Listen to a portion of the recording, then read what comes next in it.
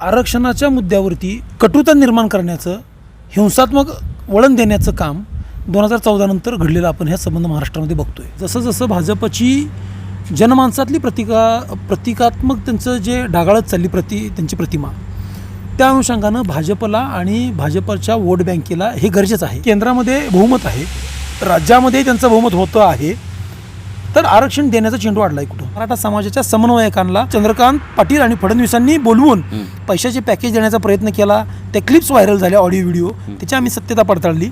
मग हे देऊन जर फडणवीस आणि चंद्रकांत पाटील करत असतील तर मराठा समाजाचं आंदोलन चिघळावं, रक्तपात व्हावा, दंगली घडाव्यात, हा त्यांचा उद्देश कशावरून असू शकत नाही. मुख्यमंत्री म्हणून एकनाथ शिंदे आहेत, उपमुख्यमंत्री म्हणून तिथं अजित पवार देखील सत्तेमध्ये आहेत. ही सगळी मराठा बांधव आहेत. मग तरी पण का त्या राजकारणामध्ये शरद पवार स्वतः सक्रिय राहिलेत, अजितदादा राजकारणामध्ये सक्रिय आहेत. आता मुख्यमंत्री मराठा आहेत. पाठीमागे इथं विलासराव देशमुख मराठा मुख्यमंत्री राहिले, अशोक चव्हाण मुख्यमंत्री राहिले, पृथ्वीराज चव्हाण मराठा मुख्यमंत्री राहिले, कितीतरी मराठा मुख्यमंत्री राहिले, मराठा आमदार राहिले, मराठा खासदार राहिले, मराठा मंत्री राहिले. त्या त्यावेळेला त्यांनी आरक्षणाच्या का भूमिका घेतल्या नाहीत? आम्ही पंढरपूरमध्ये शरद पवार साहेबांना पण अडवलेला आहे, जाब विचारला आहे. पंढरपूरमध्ये महाराष्ट्राचे त्यावेळेचे मुख्यमंत्री अशोक चव्हाणांची सभा आम्ही उधळलेली आहे. असं असताना आम्ही व्यक्तिगत कुणालाही फ्रेम करत नाही आहे, हे फडणवीसांनी आधी जाणून घ्यावं. आंदोलनकर्त्यांना असं वाटलं की हे सगळं सुरू असताना तिथं पोलीस प्रशासनाची जी कुमक आली होती जास्त, त्यांना ते जरा थोडंसं शंकास्पद वाटलं आणि मग त्या भागातून ही चर्चा सुरू होत गेले, व्हायरल झालं आणि लोक जमत गेलीत. हे जमत गेल्यानंतर सरकारच्या हे सगळ्या गोष्टी लक्षात येणं आवश्यक होतं. जालना जिल्ह्यात जे काय झालं ते कुणीतरी सांगितल्यानुसार केलं असावं, असं एक शंकेला वाव आहे. ज्यावेळेला सामाजिक आंदोलनं होतात त्यावेळी त्याचा फायदा कुठल्या तरी एका पक्षाला होतो. जमिनी होत्या पण कुटुंब वाढत गेली, जमिनीचे तुकडे होत गेले. 10 एकराचा शेतकरी आज 1 एकरावर आला आहे, त्याची मुलं आता उद्या 20 गुंठ्यावर येतील. पण त्याच्यासाठी जे काही जगायला जो त्याला साधन पाहिजे ते वाढलेलं नाही. मराठ्यांवर सामाजिक अन्याय हाच सामाजिक न्याय, अशी एक धारणा दिसते. नमस्कार, मी अविनाश. महाराष्ट्र माझामध्ये आपल्या सगळ्यांचं मनपूर्वक स्वागत. दर्शको, काल संपूर्ण महाराष्ट्रामध्ये त्या ठिकाणी जालना जिल्ह्यामध्ये झालेल्या मराठा बांधवांवरील लाठीचार्जच्या निषेधार्थ अनेक ठिकाणी वेगवेगळ्या पद्धतीचे स्टेटस, अनेक पद्धतीचे व्हिडिओ, तसेच आज सकाळपासून वेगवेगळ्या जिल्ह्यामध्ये मराठा बांधवांच्या आक्रमकपणाचे स्टेटस किंवा ते एकूण व्हिडिओ तुम्ही सगळ्यांनीच त्या ठिकाणी माध्यमातून पाहिले असतील. खरं तर आज पंढरपूर शहरामध्ये देखील, पंढरपूर येथील छत्रपती शिवाजी महाराज चौकामध्ये या संदर्भामध्ये मराठा बांधवांनी सर्व पक्षीय, सर्व गटातल्या, सर्व परिसरातल्या मराठी बांधवांनी एकत्रित येत त्या ठिकाणी त्या संदर्भामधलं आंदोलन केलं, आपली तीव्र प्रतिक्रिया व्यक्त केली, आपला संताप व्यक्त केला. खरं तर या संपूर्ण प्रकरणावर अशा पद्धतीचा संताप व्यक्त केला की हे प्रकरण थांबलं अशी परिस्थिती नाही. या संपूर्ण प्रकरणाच्या खोलात जाणं अतिशय महत्त्वाची गोष्ट आहे. मराठा बांधव म्हणून या संपूर्ण प्रकरणाच्या संदर्भामध्ये जे भोवतालचं वातावरण आहे त्या संदर्भामध्ये अतिशय महत्त्वाची चिकित्सा, त्याबद्दलचा विचार, त्याबद्दलच्या मांडण्या, त्यातलं संशोधन, त्याच्या पडद्यामागच्या गोष्टी, हे सगळं का होतं आहे, ते कोण करवतं आहे का, ह्या सगळ्या अंगानं खरंच आजच्या व्हिडिओमध्ये आपल्याला त्या ठिकाणी बोलायचं आहे. या व्हिडिओमध्ये बोलण्यासाठी माझ्यासोबत आजच्या या संपूर्ण आंदोलनाला जो अतिशय धगधगतं स्वरूप दिलं ते संदीप भैया मांडवे आपल्यासोबत आहेत. या आंदोलनामध्ये अतिशय वैचारिक मांडणी ज्यांनी केली ते मोहन जानपट आपल्यासोबत आहेत, समाधान भैया आपल्यासोबत आहेत, आमचे 2 पत्रकार मित्र आमचे बादले पाटील आपल्यासोबत आहेत, तसेच नवनाथजी पोरे देखील. या संपूर्ण प्रकरणाचा नंतरचा सारांश काय असणार आहे किंवा एकूण ह्या सगळ्या प्रकरणाचं आकलन काय हे मांडण्यासाठी आपल्यासोबत आहेत. आपल्या सगळ्यांचं महाराष्ट्र माझामध्ये अगदी मनापासून स्वागत. संदीप भैया, खरं तर तुमच्यापासून सुरुवात करायची आहे. प्रचंड संताप तुमच्या बोलण्यातून व्यक्त केला जात होता, प्रचंड आक्रमक होता. जे शब्द तुमच्या तोंडून जर सकाळी तुम्हाला कोणी बघितलं असतं तर आत्ता हा माणूस उठून काहीतरी करतोय अशा प्रचंड आवेशामध्ये तुम्ही प्रचंड संतापून तो सगळा राग व्यक्त करत होता, घोषणा देत होता, तरमळीनं अनेक मुद्दे मांडत होता. काय या संपूर्ण कालच्या प्रकरणाकडे मराठा बांधव म्हणून, अनेक मराठा प्रश्नासंदर्भात आंदोलन केलेला माणूस म्हणून कसं बघताय, काय प्रतिक्रिया? पहिल्यांदा माझ्या सगळ्या बांधवांना जय जिजाऊ. गेली अनेक वर्ष आरक्षणाचा जो मुद्दा गाजतोय, आरक्षणाचा हा मुद्दा गेली 40 वर्षापासून गाजतोय, परंतु आरक्षणाच्या मुद्द्यावरती कटुता निर्माण करण्याचं, हिंसात्मक वळण देण्याचं काम 2014 नंतर घडलेलं आपण ह्या संबंध महाराष्ट्रामध्ये बघतोय. 2015-16 नंतर कोपर्डी हत्याकांडानंतर मराठा समाजातल्या ज्या तीव्र भावना आहेत त्या रस्त्यावरती उतरून शांतपणानं 58 मोर्चांमधून मराठा समाजानं मांडल्या. बरोबर. तिथं कुठंही कधीही गालबोट कधीही कुठं लागलं नाही. परंतु आपण त्यानंतर जर बघितलं 18-19 नंतर जसं जसं भाजपची जनमानसातली प्रतिकात्मक त्यांचं जे ढागाळत चालली त्यांची प्रतिमा, त्या अनुषंगानं भाजपला आणि भाजपच्या वोट बँकेला हे गरजेचं आहे.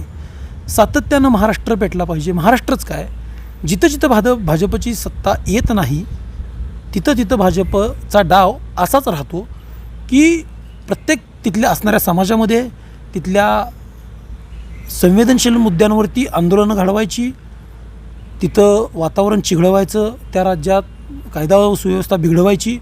हे आपण अनेक वर्ष झालं बघतो आहे. परंतु महाराष्ट्रामध्ये आत्ता जे मराठा समाजाच्या आरक्षणावरून घडतं आहे, कैलासवासी अण्णासाहेब पाटील यांनी स्वतःच्या प्राणांची आहुती दिली आरक्षणाच्या मुद्द्यावरती. तेव्हापासून हे आरक्षणाचं प्रकरण किंवा आरक्षण मिळण्याच्या दृष्टीनं मराठा समाज सातत्यानं प्रयत्न करतो आहे.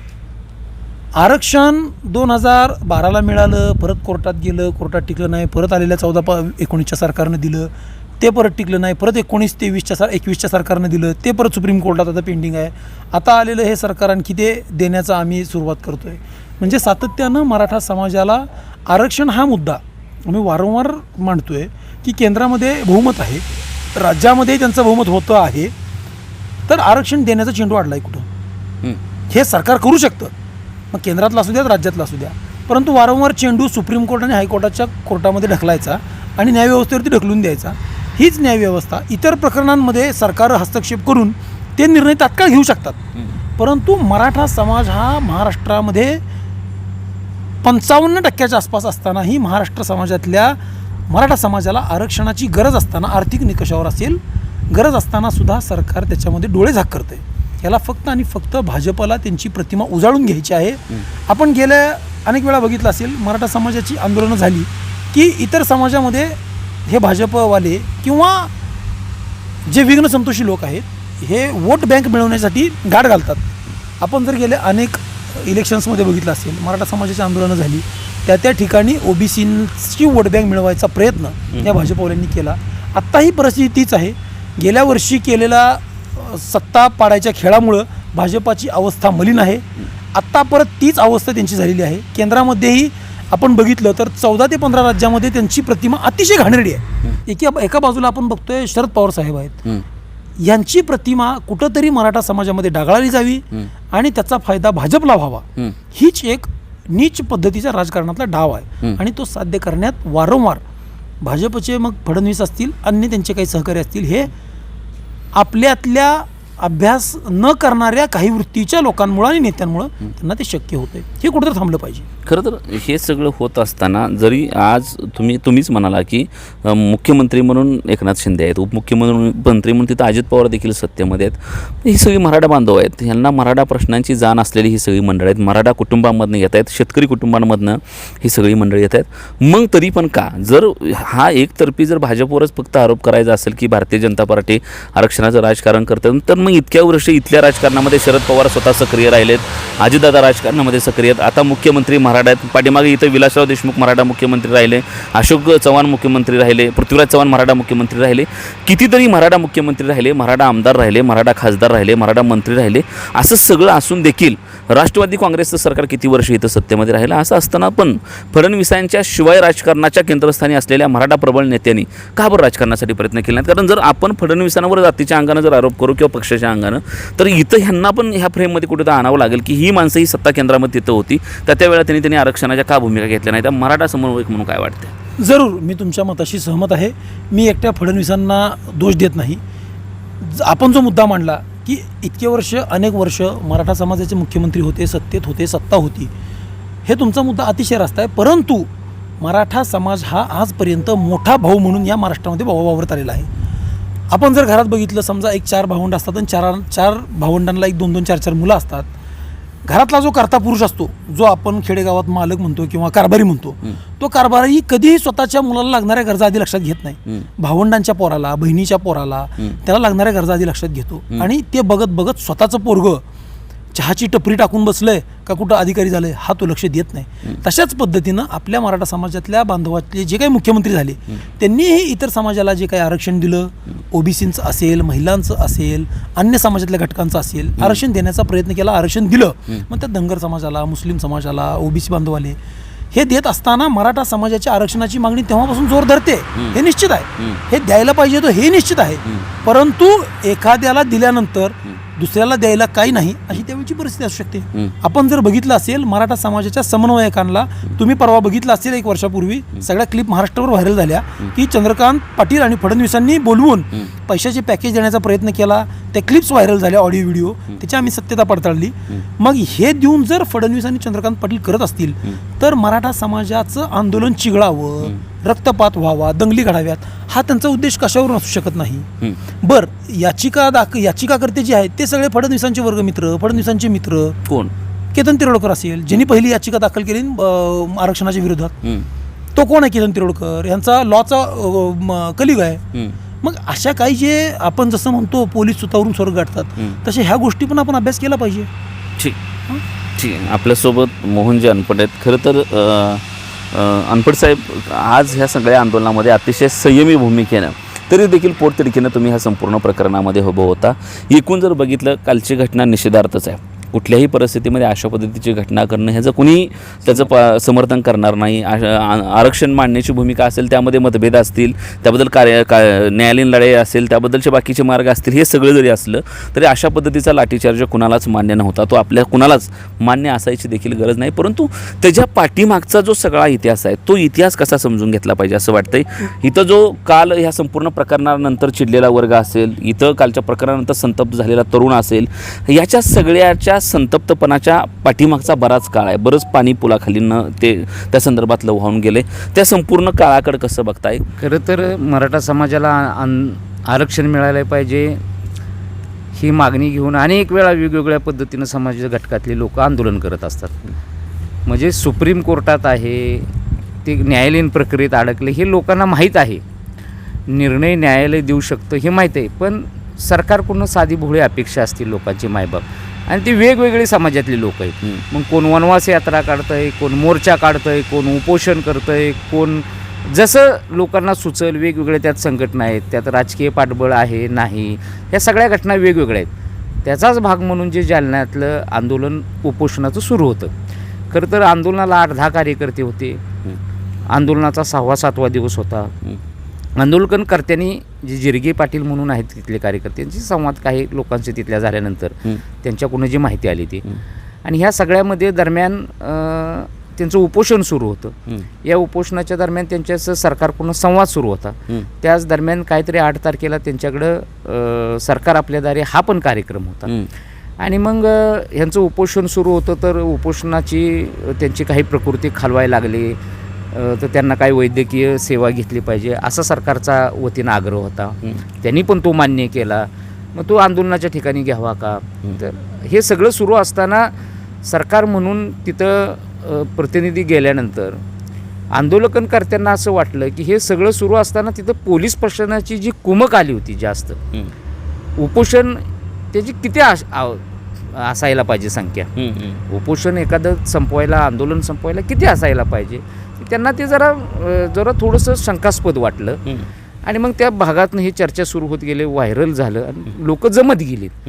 हे जमत गेल्यानंतर सरकारच्या हे सगळ्या गोष्टी लक्षात येणं आवश्यक होतं की हे संवेदनशील होण्याची शक्यता आहे. सरकारनं डायलॉग करून ते उपोषण थांबवून, तुम्हाला यायचं आहे ना सरकार आपल्या दारी घेऊन, कार्यक्रम करायचा आहे ना, हे उपोषण संपलंच पाहिजे, आग्रह कशासाठी धरायचा? ते एका बाजू पातळीवर चालू ठेवलं असतं. सरकारनं सरकारचे कार्यक्रम केलेत. तुमच्याकडे जर आत्मविश्वास आहे, तुम्ही लोकांचे प्रश्न सोडवलेत, लोकांच्यामध्ये तुमचं स्वागत करायला लोक उत्सुक आहेत जिल्ह्यामध्ये, असं जर तुम्हाला वाटतंय तर एखादं आंदोलन दुर्लक्षित करायचं, लोकांना विश्वासात घ्यायचं, लोकांना संवाद करायचा किंवा सुरू राहून द्यायचं. पण तुम्ही ज्या टाईपनं तिथं पोलीस फोर्स नेली, त्याचं नेमकं हेतू काय होता हा प्रश्न जर लोकांनी विचारला तुम्हाला तर तुमच्याकडे उत्तर नाही. आणि म्हणून मग तिथं जी संख्या होती त्या संख्येतून पोलिसांच्या परत लोकांची संख्या जमा झाली तिथं. आणि त्या संवादातून आता आंदोलनकर्त्यांना हे पोलीस प्रशासन नेणार, आंदोलन उपोषण थांबवणार अशी लोकांची, तिथल्या तरुणांच्या मध्ये मानसिकता तयार झाली. आणि हा उद्रेक झाला. उद्रेक झाल्यानंतर तिथं लाठी हल्ला झाला. लाट्या मारणारी पोलिसांची संख्या जर व्हिडिओ बघितली तर प्रचंड आहे तिथं पोलिसांची संख्या. डायरेक्ट दगडफेक केली असं कुठेही दिसत नाही. काहीतरी उचकी झाली असेल, त्यामुळं पोलीस प्रशासनानं लाठी हल्ला केला. लाठी करताना गोळीबार झाला, ग्रेनाईडचं काहीतरी हल्ले झाले. मग हे सगळे पोलिसांनी केले का नाहीत, का लाठीचार्ज बाहेरच्या माणसांनी केला? त्यामध्ये पोलीसही जखमी झाले, आंदोलन करते त्या स्त्रिया जखमी झाल्या, तरुण मुलं जखमी झाल्यात, पोलिसांची बी जखमी झालेत. खरं तर पोलीस हे त्यातल्याच आंदोलकाचा एक भाऊ पोलीसमध्ये हो. पोलीस हे काही वेगळे कुठनं तरी बाहेरच्या राज्यातनं आलेले नाहीत. बरोबर. 2 भावातले एका भावाचं शेतीवर भागत नाही म्हणून तो नोकरीत गेलाय. एक भाऊ शेती करतोय आणि तो परत आरक्षणाची भूमिका मांडतोय. त्यामुळं पोलीस आमचे वैरी पहिल्यापासून असायचं काही कारण नाही. त्यांच्या मनामध्ये आमच्याबद्दल द्वेष असायचं कारण नाही. कारण हे आमचाच भाऊ एक आहे. परंतु त्यांना नेमकं सूचना कोणी दिल्या? सरकारला भीती कशाची वाटली? हे आंदोलन मोडावं, हे आंदोलन संपलं पाहिजे, उपोषण थांबलं पाहिजे, ही भीती का वाटली सरकारला एवढी? आणि सरकारला ही रिपोर्टिंग नव्हते का? जर एवढी लोक आल्या त्यातून सेन्सिटिव्हपणा तयार होणार आहे, ही भीती नव्हती का सरकारला? लाटे हल्ल्यापर्यंत इतकं का गेलं? गोळीबारापर्यंत का गेलं? ग्रेनाईडपर्यंत का गेलं? हे म्हणजे प्रचंड असंतोष निर्माण करणार. तुम्ही त्यांचा इतिहास तपासा ना आंदोलनकर्त्यांचा. बरोबर. त्यांनी लाखोचे मोर्चे काढल्यात, उपोषण केलेत, वेगवेगळ्या पद्धतीनं आंदोलन महाराष्ट्रभर सध्या सुद्धा सुरू आहेत. लोकांना वाटतं का सरकार मायबाप कुणाचं बी सरकार असू दे, पूर्वीचं भाजप सरकारचं असू दे, शिवसेना भाजपचं असू दे, राष्ट्रवादी शिवसेना भाजप असू दे, कुठला गट असू दे, लोकांना कायम असं वाटलंय की सुप्रीम कोर्टात जे आहे ते आहे, पण आम्हाला आरक्षण मिळालं पाहिजे, त्यासाठी सरकारवर दबाव वाढवला पाहिजे. लोक वेगवेगळ्या पद्धतीनं आंदोलन करतात. अहो, आझाद मैदानावर भर पाऊस एवढा मुंबईत पडला, अशा पावसात लोकांनी आंदोलन केलं. तो हक्क लोक समजतायत, तो मागणीचा अधिकार बी लोकांना त्या पद्धतीचा आहे. त्यामुळं ती मागणी त्यांची तिथं साधिक होती. खरं तर समाधान भैया, तुम्हाला हा प्रश्न विचारायचा आहे की मगाशी गाडीतून येत असताना जे तुमची खदखद होती की आज मोठ्या संख्येनं इथं आंदोलन होणं अपेक्षित होतं, किंवा ज्या वेळा मराठा समाजाची मांडणी होते की मला तुमचं एक स्पेसिफिक वाक्य आठवतं की संख्येनं आपण बहुसंख्य आहे, पण आपल्या प्रश्नांसाठी आपण संख्येनं तितकंसं एकत्र येत नाही. कायम आपण आंदोलनाच्या जागेला मात्र अल्पसंख्याक दिसतो. जे मध्यंतरी निघालेले मूक मोर्चे सोडले तरी आपली आंदोलनं ज्या ताकदीनं समाजित आहे त्या ताकदीनं एकत्रित होत नाहीत, अशी खंत मगाशी तुम्ही बोलून दाखवत होता. त्याबद्दलची काय प्रतिक्रिया आहे? एकूण ह्या सगळ्या आंदोलनाकर मराठा समाजातला एक तरुण म्हणून तुम्ही कसं बघताय? खरं तसं बघायचं झालं तर राजश्री शाहू महाराजांपासून ते अण्णासाहेब पाटलांपर्यंत आरक्षणाचा मुद्दा या ठिकाणी चालू आहे. त्यानंतरच्या कालखंडामध्ये बघितलं तर ह्या काळामध्ये 2010 पासून आंदोलन तीव्र होत चाललं आणि त्यानंतर असंख्य मोर्चे या ठिकाणी निघाले. त्यावेळेस मूक मोर्चे निघाले, त्यावेळेस लाखोने आपला तरुण असेल, आपला मराठा बांधव असेल, त्या ठिकाणी गोळा झाला आणि त्यांनी आपल्या आरक्षणासाठी त्या ठिकाणी वाचा फोडण्याचं काम केलं. खऱ्या अर्थानं जर तसं जर बघितलं तर आजसुद्धा जर आपला हक्क आरक्षण हे का गरजेचं आहे हे सगळ्यांना आम्हाला माहीत आहे. कारण आज आरक्षणाची जर परिस्थिती जर बघितलं, आजचा आपला तरुण कुठंपर्यंत आहे, आपला मराठा समाज कुठंपर्यंत सुजलाम सुफलाम आहे. आज आपला मराठा समाजातला तरुण आज शिक्षणापासून किती वंचित राहतो, ह्या सगळ्या गोष्टी आज आपण त्या ठिकाणी तपासल्या पाहिजेत, बघितल्या पाहिजेत. पण एक वस्तुस्थिती म्हणून आज या ठिकाणी मला प्रकर्षानं जाणवली की ज्या वेळेस काल जी घटना घडली त्या घटनेनंतर रात्री काय आपल्या सकल मराठा समाजातल्या तरुणांनी पुढाकार घेतला आणि सगळ्यांना ह्या मोर्चामध्ये याच्यामध्ये आंदोलनामध्ये सामील होण्याचं आव्हान केलं. पण ते आव्हान करत असताना खरोखरच सोशल मीडिया असल्यामुळं काही क्षणामध्ये सगळीकडे व्हायरल होत आहे. प्रत्येकाच्या हातात आता जर बघितलं तर आयफोनसारखे मोबाईल बारीतले मोबाईल आहेत. त्याच्यामुळे एका क्लिकवरती सगळ्यांपर्यंत हा मेसेज पोचतोय. कुणाला आता पर्सनल सांगणं असेल किंवा ह्या सगळ्या गोष्टी असतील त्या शक्य नाहीत. हे कुठंतरी आपल्यातला एखादा तरुण पुढं काम करत असेल तर त्याच्या पाठीमागं जाऊन आपण त्याला साथ देणं, सोबत राहणं हे गरजेचं मला इथल्या आजच्या तरुणांनी. कारण आपल्याला प्रत्येक तरुण इथं शिकला गेलेला आहे. कोणत्या ना कोणत्या क्षेत्रात आपल्यातला तरुण त्या ठिकाणी काम करतो. मग त्यावेळेला वाटतं की बाबांनो, आज आंदोलन झालं, खऱ्या अर्थानं सगळ्या तरुणांनी किंवा आपल्या पंढरपूर शहरातली लाखभराची लोकसंख्या आहे त्याच्यामध्ये आपला तरुण आहे, तर तेवढ्या शहरातली जरी लोक दर गोळा झाले तर 50-60 हजार लोक आपल्या सहजासहजी गोळा व्हायला पाहिजे होती. ही सगळ्यात महत्त्वाचा मुद्दा आहे. कारण ते प्रतिकात्मक पण आहे. म्हणजे आज जरी हिथं ती संख्या असली म्हणजे संख्येनं अर्थात तितकंसं गोळा व्हाच असं नाही, परंतु त्या पाठीमागची भावना म्हणून लोक म्हणून जरी आपण एकत्र जमून आपल्या हक्कासाठी जर झटत राहिलो असतो तर कदाचित त्याचा परिणाम वेगळा दिसला असता. माझ्यासोबत 2 आमचे पत्रकार मित्र आहेत, त्यांच्याशी बोलायचं आहे. तर संपूर्ण मराठा समाज हा सत्ताधार आहे इथं आणि राजकारणामध्ये त्यांना सत्ता केंद्र उपभोगले ती, सहकारी संस्थांमध्ये त्यांना सत्ता केंद्र उपभोगली ती आणि तसं बराच आर्थिक भाग असताना देखील, जमिनी मोठ्या प्रमाणामध्ये असताना देखील मुळात मराठा समाजाला आरक्षण मागायची वेळ येण्यापर्यंत आपण आलोच कसं, हा खरं तर ह्यातला सगळ्यात महत्त्वाचा हुक आहे. म्हणजे आणि तिथं खरं तर सगळ्यात जास्त उपाययोजना झाल्या पाहिजे की आज आपल्या समाजातल्या पोराला एवढ्या मोठ्या संख्येनं हक्क का मागावा लागतोय किंवा आपल्याच सगळं घरचं असतं. जसं तुम्ही मगाशी सांगितलं की मोठा भाऊ राहिला समाजात आणि नेहमी आहे इथल्या मोठ्या भावानं माझी लहान भावंड त्यांची लेकरं बाळं नीट जगली पाहिजे, नीट राहिली पाहिजे, त्यांचा नीट सांभाळ झाला पाहिजे, ह्याची काळजी घेतली आहे. हे आपल्या सगळ्यांना मान्य आहे, मान्य गोष्ट आहे ही सगळी.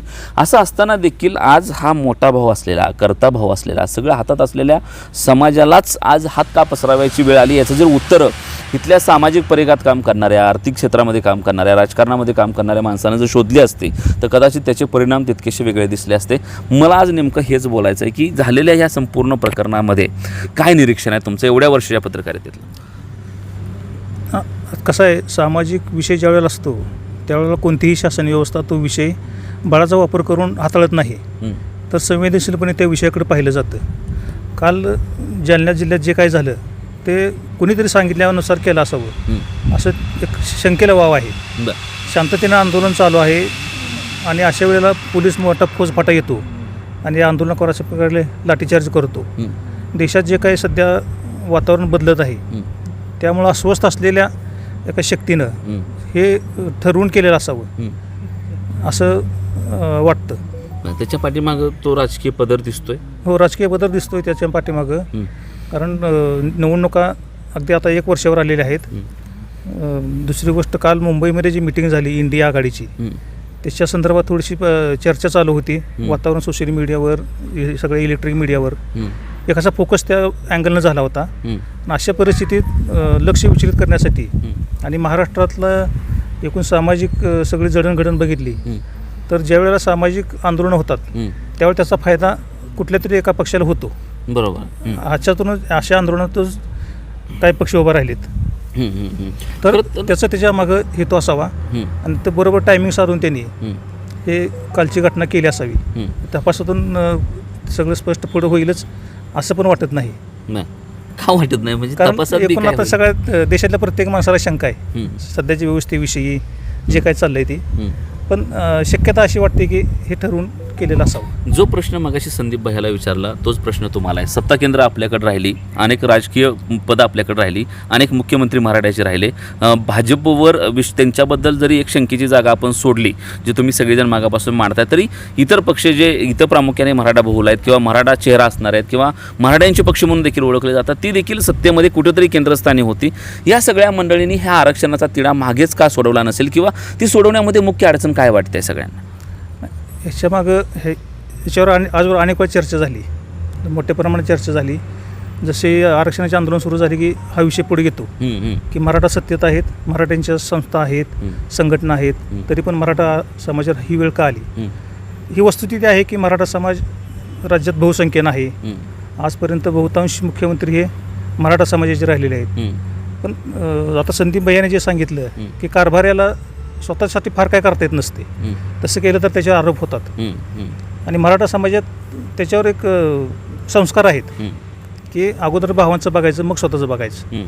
थोरलेपणाच्या भूमिकेतून आजपर्यंत जे कोणी मराठा शासक होऊन गेले, मुख्यमंत्री होऊन गेले, त्यांनी इतर समाजाला जे मागेल ते दिलं. आरक्षण दिलं, सवलती दिल्या, महिलांना दिलं, अल्पसंख्याकांना दिलं.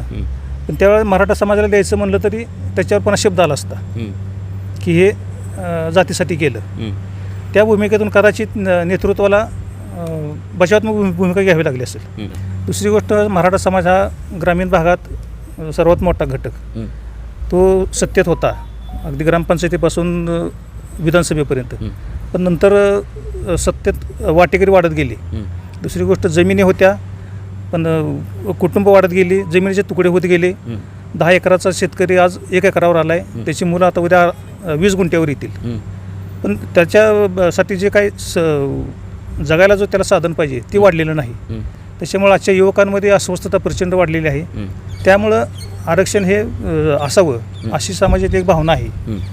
पण एकूण चित्र असं दिसतंय की मराठा समाजाला टार्गेट करून राजकीय बांधाबांधी केली जाते. कोपऱ्यात घ्यायचं आणि कोपऱ्यानं किंवा गुडघ्यानं टुसरून मारायचं, अशी एकूण दिसते. सामाजिक मराठ्यांवर सामाजिक अन्याय हाच सामाजिक न्याय अशी एक होऊ शकते धारणा दिसते काही विशिष्ट सत्ताधाऱ्यांची.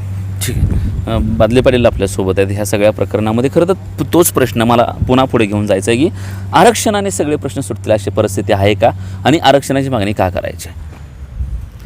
आरक्षणाने सगळे प्रश्न सुटतीलच असं नाही, मात्र आरक्षणानं उच्च विद्याविभूषित होता येईल आणि सुसंस्कारित होता येईल हे निश्चित आहे. इतिहासाचा संदर्भीय विचार करता किंवा सध्याच्या संदर्भीय विषयाच्या अनुषंगाने इतिहासाचा विचार करता ज्या ज्या वेळेस सत्ताधीशांनी महिलांवर अत्याचार केले त्या वेळेस त्या सत्तेमध्ये पालट झालेले आहेत किंवा त्याची इतिहासामध्ये नोंद झालेली आहे. सीतेचं वस्त्रहरण, सीताहरण असेल किंवा द्रौपदीचं वस्त्रहरण असेल किंवा जनरल डायरनं केलेला बेछूट गोळीबार असेल, याचा जर साकल्याने विचार केला तर त्या सत्ताधीशांना त्या वेळेस धक्के बसलेले आहेत. आणि एखाद्या छोट्या खेडेगावाचा शासन आपल्या दारी हा कार्यक्रम शासनानं राबवताना एखाद्या छोट्या खेडेगावी होत असलेलं आंदोलन उपोषण असेल त्याचा परिणाम राज्य सरकारवर होईल अशी भीती राज्य सरकारला का वाटावी, हाच मुळात खूप महत्त्वाचा प्रश्न आहे. आणि त्या अनुषंगानं त्या ठिकाणचं उपोषण सोडवायला जर पोलीस अधिकारी जात असतील, संबंधित अधिकारी जात नसतील, तर त्याच ठिकाणी मला वाटतं त्या विषयाची महत्त्वाची गोम आहे.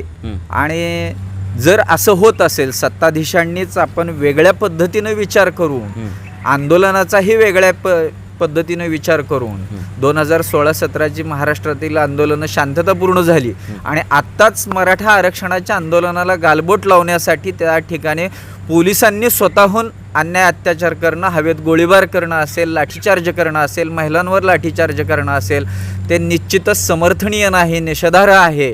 आणि अशा वेळेस मला वाटतं निश्चितच महाराष्ट्रात वेगळ्या पद्धतीची क्रांती झाल्याशिवाय राहणार नाही. कारण जी आत्ता सध्याची जी वाटचाल चालू आहे ती एकदम चुकीची वाटचाल चालू आहे. 3 आपल्या राज्याला महत्त्वाचे राज्य शासक आहेत, मुख्यमंत्री आहेत, उपमुख्यमंत्री 2 आहेत, तरीही राज्यामध्ये असं होतं. संदीपदादांनी आत्ताच जिल्हाधिकारी महोदयांना फोन लावला होता जालन्याच्या आणि विचारणा केली होती की आपण बाबा या संदर्भात लाठीचार्जाचे आणि हवेत गोळीबाराचे आदेश दिले होते का, तर त्यांनी स्पष्ट शब्दात सांगितलं की मी अशा पद्धतीचे कोणतेही आदेश दिलेले नव्हते.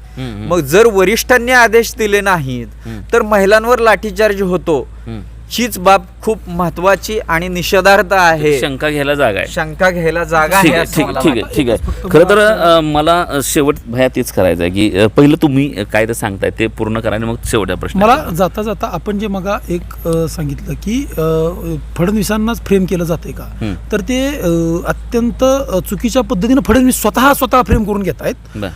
आम्ही आरक्षणाचा मुद्दा जेव्हापासून आम्हाला कळायला लागलं आरक्षण गरजेचं कशामुळे आहे, तेव्हापासून आम्ही 2000 आमच्यावरचे तुम्ही 2010च्या आधीचे, 10 नंतरचे, 15च्या आधीचे, 15 नंतरचे जर गुन्हे काढले, आम्ही पंढरपूरमध्ये शरद पवार साहेबांना पण अडवलेला आहे, जाब विचारला आहे. पंढरपूरमध्ये महाराष्ट्राचे त्यावेळेचे मुख्यमंत्री अशोक चव्हाणांची सभा आम्ही उधळलेली आहे. भारताचे केंद्रीय गृहमंत्री सुशीलकुमार शिंदेची सभा आम्ही पंढरपूरमध्ये उधळलेली आहे.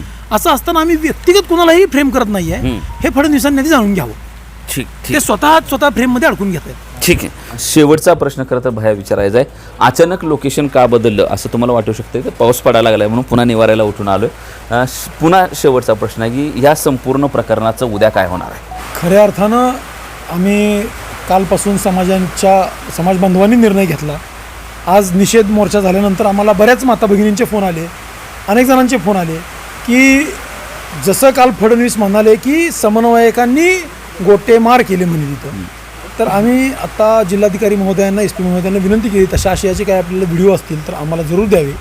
आणि उद्याची परिस्थिती जर आपण म्हणाल तर हे आंदोलन मोर्चे जर ह्या महाराष्ट्र सरकारमधल्या ह्या मंत्र्यांनी, मग CM असतील, DCM असतील, गृहमंत्री असतील, यांनी काल घडलेल्या प्रकाराची माफी, जसं अनपट सर म्हणाले, पुरे सर म्हणाले, माफी नाही मागितली, आमच्या आंदोलकांवर झालेले खोटे गुन्हे माघारी नाही घेतले आणि मराठा आरक्षण नाही मिळालं, तर आपण बघताय गेली अनेक वर्ष 14 पासून किंवा त्याच्या आधी 90-82 पासून हे आंदोलनाचे मोर्चे आंदोलनं चालूच राहतील, त्याच्यामध्ये दुमत नाही. परंतु येणाऱ्या काळात ज्या ज्या लोकांनी मराठा समाजाचा वापर केला आहे त्यांना त्यांची जागा समाज दाखवल्याशिवाय गप्प बसणार नाही, हे निश्चित आहे. ठीक आहे. खरं तर ह्याच्या पाठीमागं खूप मोठी गोष्ट आहे, खूप नीटनेटकं मांडणी व्हायची गरज आहे. खरं तर प्रत्येक वेळा आंदोलनाच्या संदर्भात एक काही काळ गाजतो, वातावरण तयार होतं, आंदोलनं होतात, मोर्चे निघतात, प्रतिमोर्चे निघतात, बऱ्याच वेगवेगळ्या पातळीला खरं तर चर्चा देखील केली जाते, परंतु ही प्रश्न मात्र अंतिम निकालापर्यंत पोहोचत नाही, हे सगळ्यांचं दुर्दैव आहे. खरं तर सत्तेमध्ये आपली मोठ्या संख्येनं मराठा बांधव आहेत,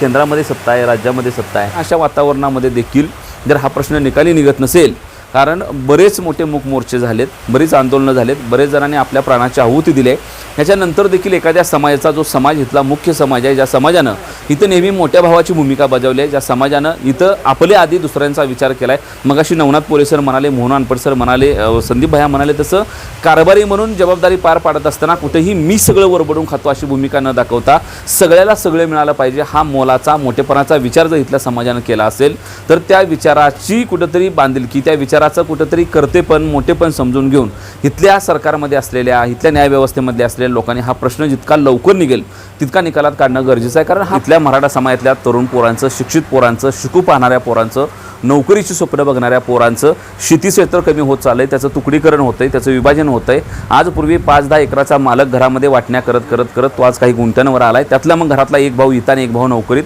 अशा पद्धतीची व्यवस्था लावायला जात असताना देखील नोकरीमधलं त्याला मिळणारं आरक्षण, शिक्षणामधलं त्याला मिळणारं आरक्षण, त्यातल्या सवलती जर त्याला नाही त्या मिळाल्या तर येत्या काळामध्ये हा मराठा समाज याच्यापेक्षा अधिक उग्र होईल, विनाकारण समाजामध्ये वेगळ्या पद्धतीचं वातावरण निर्माण होईल. अशा पद्धतीची भूमिका वारंवार मराठा समाजातील अनेक नेते, कार्यकर्ते, खालच्या पातळीला काम करणारी सगळी मंडळी घेताना दिसतात. तो खरं तर मराठा आरक्षणाचा प्रश्न हा अतिशय समन्वयानं, अतिशय शांततेनं, अतिशय व्यवस्थितपणे तो मागच निकालात निघणं गरजेचं असताना देखील अनेक पद्धतीच्या अडचणी, अनेक शक्यता, अनेक शंका देखील त्या संदर्भामध्ये अनेक लोकांकडून व्यक्त केल्या जातात. त्या जर दूर केल्या गेल्या असत्या, उद्या जरी त्या तितक्या तात्काळ लवकर केल्या गेल्या तर निश्चितपणाने येत्या काळामध्ये या प्रश्नावरनं विनाकारण कुठल्याही पद्धतीचं वातावरण तापणार नाही आणि मग मराठा आरक्षणाचा प्रश्न सुटला तर मराठा बांधव त्याच्या मार्गी लागून त्या ठिकाणी निश्चितपणानं इथल्या राजकारणाच्या केंद्रस्थानी इथल्या महत्त्वाच्या समस्या, ज्या देशातल्या जनतेसाठी, महाराष्ट्रातल्या जनतेसाठी अतिशय महत्त्वाच्या आहे, त्या समस्येवर इथल्या देशातलं राजकारण चालेल आणि त्या जर समस्या सुटल्या तर निश्चितपणानं हे राज्य, हा देश सुजलम सुफलम झाल्याशिवाय राहणार नाही. कॅमेरामन मुकेशसह मी अविनाश, महाराष्ट्र माझा, पंढरपूर.